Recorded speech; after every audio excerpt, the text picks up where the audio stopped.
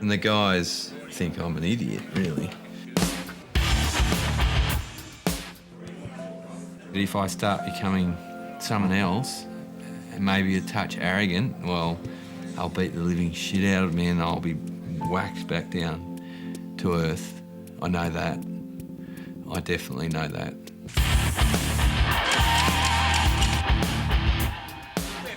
My whole youth revolved around this thing. It's the most honest thing I can access for inspiration for my work.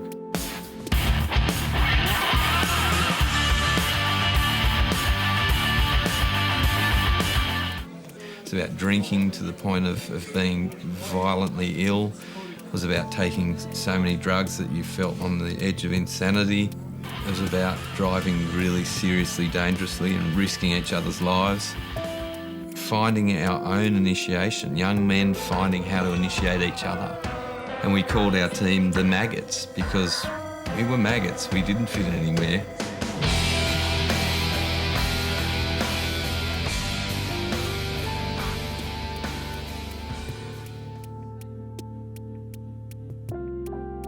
I have sort of been labelled as the blokey artist, but it was such a big part of my youth, and it just makes perfect sense that that's where I'd be looking. There's this whole thing about young men being together and going through rites of passage in a way. They create their own initiation processes.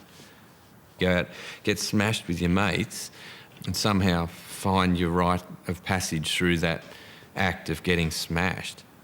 I love to get these photos of my mates at their very, very worst and make a painting in beautiful pastel colours, and the surface is luscious and you want to touch it and eat it, it's like ice cream, and yet you get back from that painting and see that it's a young man off his face. I've always felt like a bit of an outsider in the contemporary art world. Are you there? No, I'm all right, I'm fine. From the background that I'm from, it doesn't fit into the stereotypes of what I thought it meant to be an artist. That'll be fun. That'll be great. He sees himself as part of the culture that he's critiquing. He sort of has one foot in it and one foot out of it. That's something that I find really intriguing about his practice. There's no sense of voyeurism, there's no sense of judgment. He's complicit, and yet he's also making us look at ourselves in many ways. The most important thing about Ben is that he's trying to understand his own turbulent passage through his middle and late teens. Why was he doing that stuff? You know, why was he playing ducks and drakes with his own life? And it's such a violent sort of experience, exciting and violent and death-defying experience. Masculinity gone entirely wrong. And I don't want them to tell me most of it is shit. No. Most of it is, but most of art is shit. Yeah. The painting called One for the Road. You think, oh, what's the story of that car? Are they about to get in it? Have they just got out of it? Is it abandoned? Have they been arrested? We know that this is an artist who is in love with paint, for whom there is a real joy in expressing himself with paint onto the surface. There have been all sorts of analogies to food, specifically to ice cream, and the way in which he absolutely seduces us with that luscious surface. Now, this is a really highly technical part. He actually destroyed that luscious gesture when he started making Rorschachs, because he started to push the paintings into each other. He started to destroy the actual physical surface of the paint, the thing for which he'd been celebrated to that point. I like that about him. I like that about him a lot. It's about glorifying destruction. Yeah, that's it. The sculpting of the male into the masculine creature. It's an unusual thing for a bogan to do, in inverted commas, to decide to become an artist. That's kind of weird. I'm not the bogan that they love labelling me. I'm clearly not a bogan. Most people I've met, even bogans, aren't really bogans.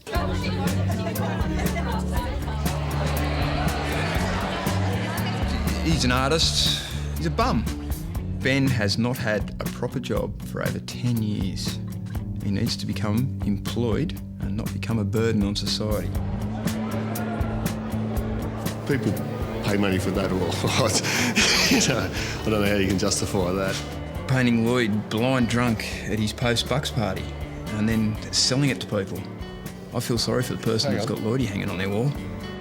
The boys always offer opinions on my work, especially after a few beers. Hello. When I first saw it, I was pretty pissed, but I still thought it was absolutely brilliant. He rang me up and said, I bought one of your paintings and I nearly died. And said, Jimmy, you what? He said, yeah, I bought one. Jesus. I went, how? How, Jimmy? And you said? Well, I just went and borrowed against the mortgage. But, you know, I knew I had to have it. I've actually never known a binge drinking Ben or a redneck Ben or any of these things. He still has lots of fun with his mates, but it's in a much safer way, I guess, than when you're 17 and you're driving a fast car. You've had too much to drink and you don't really, you feel you're invincible. My Tirana actually caught on fire on the way to Ringwood and my wife's still with me. It's not something that he needs to do again. But I think he's really, really quite interested in why men behave so ridiculously at that specific time in their life. And it is quite universal to men. I think mainly why Ben does all this stuff is he's probably embarrassed about himself as a younger guy back in these days, and he always wanted to be one of us. So he was probably ashamed of his artistic, merits and wanted to be one of the boys, and that's why his paintings are so masculine and all that sort of stuff. He's trying to make up for his femininity, so to speak, He's got a pretty strong feminine side. It somehow survived all of his own attempts to burn it out. What Ben has, which is denied to other young men going through this same extraordinary experience, is he has a language. In his case, it's the pictorial language. You can also draw with a spray can. Yes. And there's really only one way you learn to do that, Ben. By making mistakes. No. Oh, no, never. Never. I was never part of that culture. Look, very interesting. Jermaine, she's just a really warm, friendly, intelligent human. She'll never get an invite to one of the Maggots get-togethers. She wouldn't like me anymore. That's pretty much the Maggots there. There's a few odd members missing through death or disability, but that's the core of it, the rotten core of it. One very late night, I was in the back of my van, asleep, trying to sleep, and felt so physically ill. And the last thing I thought is, I've just got to photograph this wretchedness. I made a portrait called Self-Portrait Smashed, Over the Hills and Far Away. I looked like I was dead. I was pallid and grey and sickly. And it's the first time that I really recognised that there was an interesting thing happening by my own sort of critical examination of my own existence. Some of the guys just have never, ever, ever let me photograph them because they don't want to be a part of it. They don't. We're waiting for our royalty checks, but nothing seems to be arriving. I'm hoping to get this on camera so he realises, Ben, you owe us.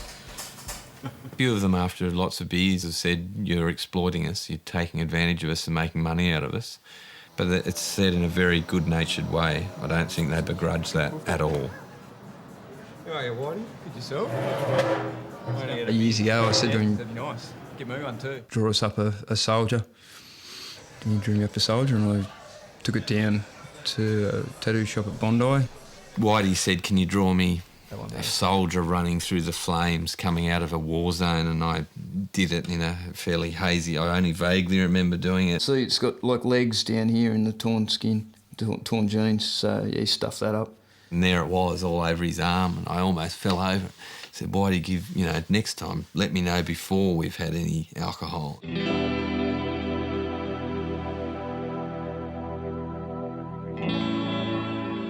Boys deliberately do behaviour that increases the adrenaline output and increases the testosterone output. Where'd you get the grog from? So you get a biofeedback where they're getting more and more hyped up and out of their skulls on their own chemicals. Now, in the past, we've used that in armies. That's what we wanted young men for. And we have been completely unmoved when they were decimated, because that solved us a problem. Otherwise, society can't absorb young men.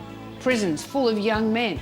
It's a high-risk period in a man's life. Men love each other in a really important way, and it involves loyalty to the death. She understands that process of masculine bonding better than I understand it, and definitely better than any of the Maggots understand it.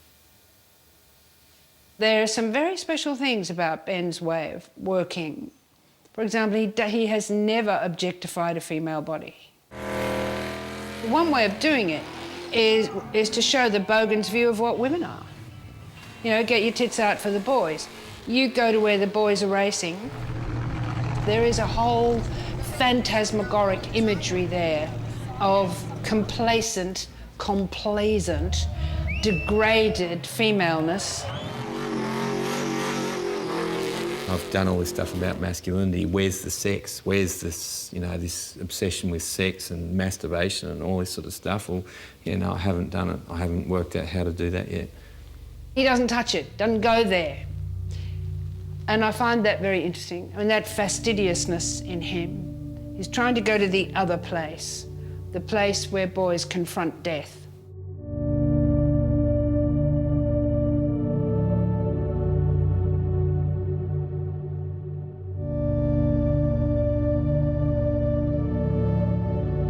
I found this particular young man. The photos are almost too gruesome to look at. And I think when they're transformed into a painting, I don't know what they'll do, but we'll see. I'm interested in the way portraiture can be twisted so that I'm not setting out to make someone look more beautiful or more intelligent or more anything. In fact, I'm interested in showing them at their lowest, weakest point.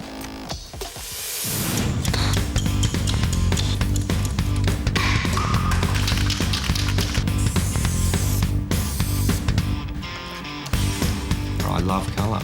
I love the fact that you can put a beautiful pastel purple, mauve, pink colours together against a very dark green or a black. And then you start smashing it around on the canvas and you get to a point where you're not scared of making huge, drastic mistakes. It's more about being fearless. I work so fast that there's this instant hit. I'm getting sort of gratification every day. Not always. Some huge things have taken a long, long time, and I become a bit of an emotional wreck at the end of that because I love things to happen quickly.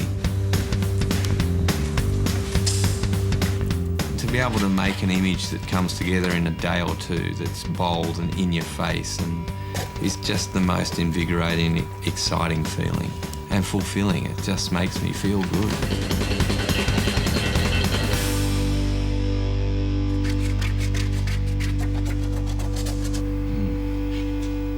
I'm going to leave it alone now and put it in the rack and then maybe pull it out in a year or maybe a week or maybe 10 years, maybe never, and see, I don't know, see if there's more I can do to it.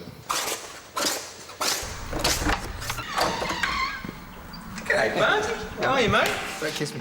I've heard about you. Yeah, you punched me in the guts. He's funny as hell to hang around with. Who posted all these? We laugh at the same stupid jokes and we take the mickey out of each other. I've got mates that look like that after a good Saturday night, though. You're a sick man. Well, he's wild, but he's also pure. And I think that's what women like about his work, and I think that's that's what men like about it too. You know, I mean, if he was a chick, you'd want to shag him. You know.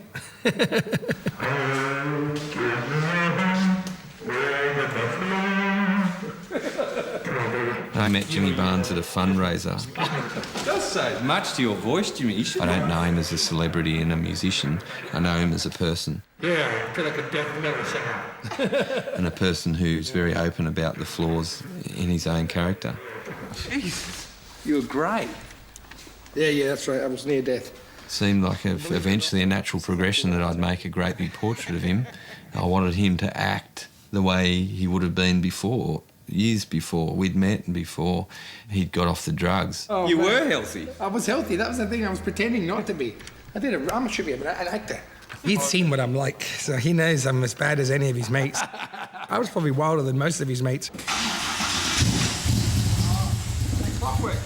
A lot of my fans sort of went, oh, it doesn't look like you. You know, I could see him on the fan site going, you know, you're much better looking than that, you know. I wanted to sort of tell him, look, you're missing the whole point, you know.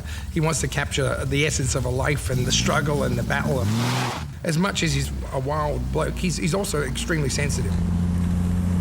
Yeah, and to cruise around with the family, you know. His art is a reflection of his life, you know, and I love that about him. I had troubles sort of titling it, and Kylie actually helped me with the title.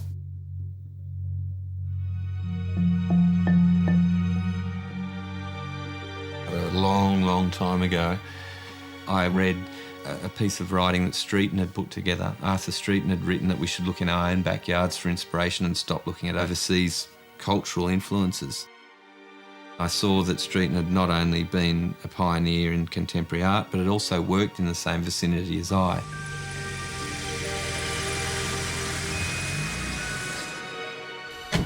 I started at times walking with a six-pack of beer and a mate along the edges of the Hawkesbury River, hoping that I'd stumble over one of his pallets or, you know, maybe his empty stubby, I don't know what he did, and started making some appropriations of paintings that he'd made. He was talking on a very broad scale, I think, that we should start examining ourselves with the hope that we could come up with our own sense and pride of an Australian identity. I just thought, you know, I need to stop trying to look at other people for inspiration and start making something that's about myself. So I started making these paintings of my car, the Tirana.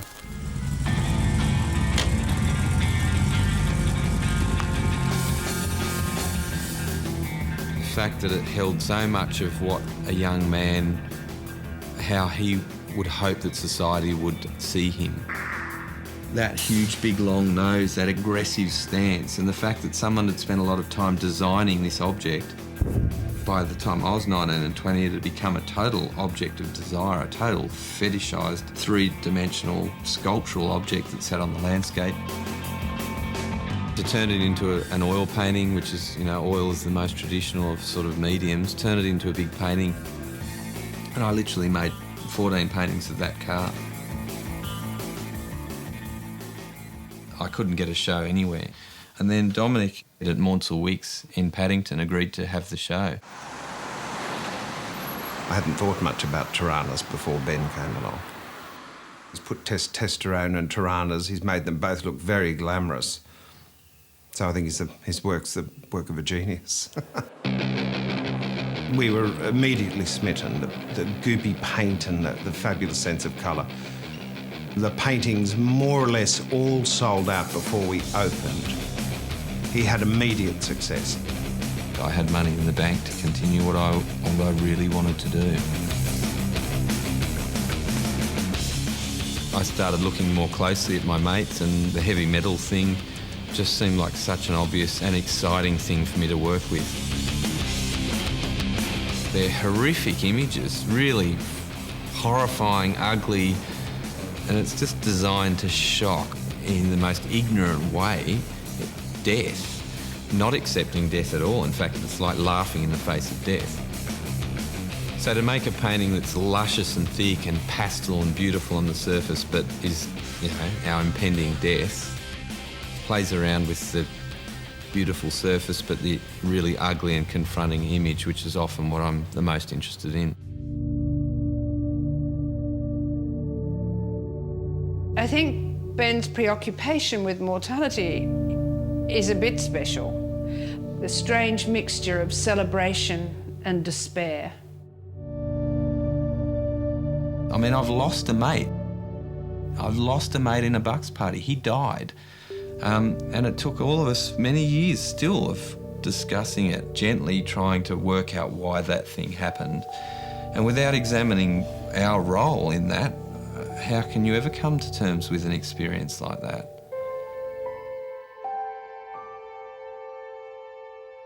I think that was a massive wake-up call for all of them, really. Ben said he was going to this bucks party on a boat. I don't really know a lot of details, as I think they are quite hazy. But he was missing because he was in the water, drowned, and they had lost him.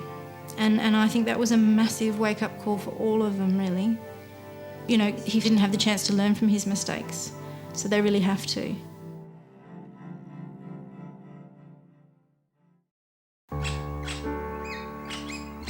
No picking. Everything I've made that I feel has some worth has been in the last 10 years. I think the mates that I worry about the most are the ones that don't have a partner. You spend a lot of time dead and alone at the end of it, so you should be spending it, as much of it, I think, nourishing another person. You know, my mates are very important, but I hope Kylie's fairly aware that she's number one. I joke that Ben has bromances. He's on the phone to his friends more than he's on the phone to me. I mean, you can be wild, you can be crazy, and you can do all these things. Knock, knock. Benny. There's something that would be lost if perhaps you didn't experience these things. But at the same time, you have to keep your head. And that's where Ben is now. But isn't that like kindergarten stuff where you push paper together and pull it apart? That's exactly where it's from. Right. Kylie thinks my mates are a bit mad, clearly, but I think she thinks men in general are a bit mad. She's got a very, very well-rounded understanding of masculinity. She's a writer. She writes quite often about young men and misguided male youth. Here's the Quilty. Here's a little bit. So it's a lame art. Here's to art. Beautiful.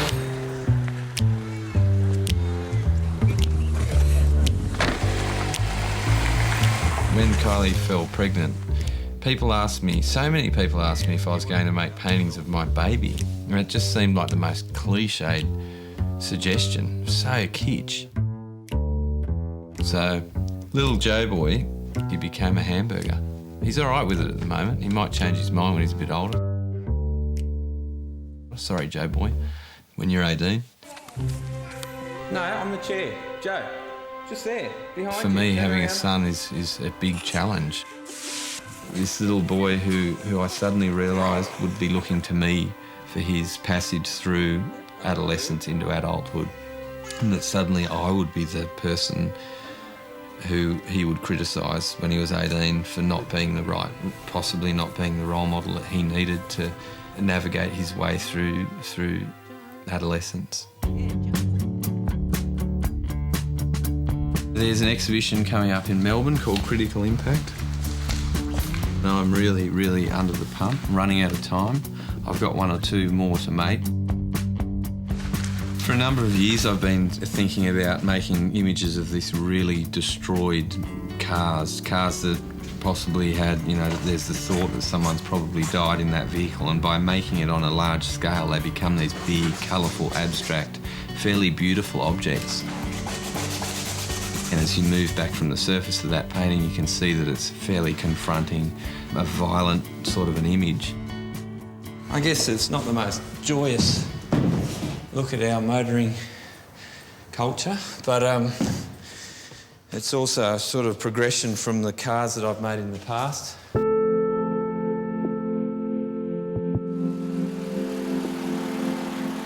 I had just enough time to make these paintings, but they're going to be pretty wet by the time they get to Melbourne.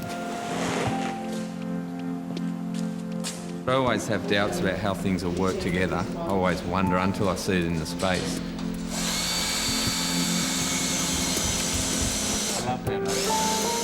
I do know that these paintings will sell very well.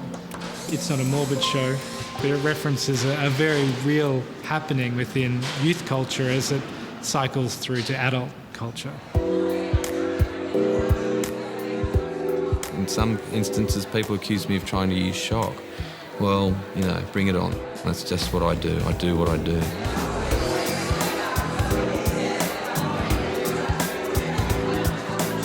Sometimes I think Ben does keep the wrong company with the friends that he mixes with, and that's why he ends up like this. I thought I've seen some of these cars around Kintos on sides of roads and things, Bit of a frenzy initially when the doors opened. We've sold most of the work. It's the first one I bought because it's too hard to get his stuff. Yeah, so I'd love to have bought some more, but you can't. We think Ben Quilty's like the best modern artist in Australia, and we just thought it was a great opportunity to invest. He doesn't get driven by the market, he drives the market. It's a lot of pressure that I never thought I'd have put on me, the whole art industry. But, you know, I'm not whinging. It's an exciting position to be in. How times changed, Danny Jones. Indeed. If you witness Danny driving anywhere near you, stand back. As a younger anymore. man. As a younger man. Drive around like an old man now. Art doesn't save anybody. It might make some people happy or it might make them sad, but in the end, if they have something really wrong with them, well, I can't help them. It can't help them. It might be that the work suffers. It might be that the work becomes weaker because it's not as obsessive as it was before. And it might be that Ben doesn't mind, that Ben realises that art is a part of life, therefore art cannot be greater than life, it has to be smaller. And the important thing to do is to live the life in the first place. It'll be interesting to see what that does to the work in the end. I wouldn't say, oh God, no, this will be a disaster. He could be a great, great artist, and instead he's going to be a father. For me, the most exciting thing is that incredible energy that comes about when you start to try and find something new. And painting, the whole act of it, putting one tiny, tiny, tiny bit of colour into this huge, big, expansive, massive, thick paint can be the most incredible feeling and can leave me for a week on a high. I paint for myself, totally for myself. It's totally self-indulgent and selfish. I do it for me.